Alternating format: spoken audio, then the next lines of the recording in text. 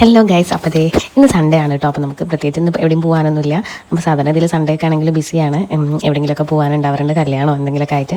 അപ്പോൾ ദേ ഇന്ന് നമ്മൾ കരുതി കുഞ്ഞുട്ടനെ പിടിച്ചിട്ട് മുട്ടയാക്കിയാലോ എന്ന്. കുറേ കാലമായി കേട്ടോ കുഞ്ഞുട്ടനെ ഒന്ന് മുട്ടയാക്കണമെന്ന് കരുതിയിട്ട്.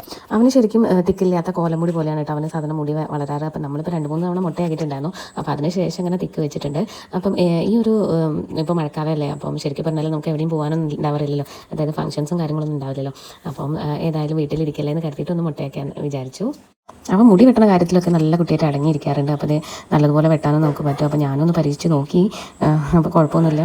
പിന്നെ നമ്മൾ അതിന് ശേഷം ക്രീമൊക്കെ തേച്ച് കൊടുത്തിട്ട് ഒന്ന് ക്ലീൻ ചെയ്തെടുത്തു. അതിന് ശേഷം നമ്മളൊന്ന് കുളിപ്പിച്ചു, നന്നായിട്ട് തലയിലൊക്കെ സോപ്പൊക്കെ തേച്ചിട്ട്.